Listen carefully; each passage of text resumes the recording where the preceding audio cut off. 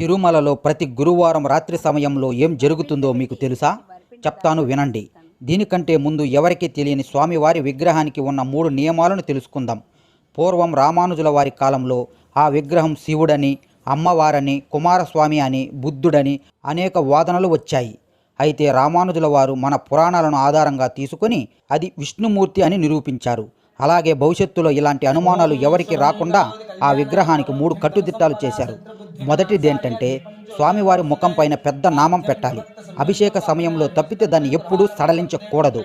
రెండవది ఏంటంటే సాధారణంగా స్వామివారి స్వయంభుకి శంకు చక్రాలు లేవు.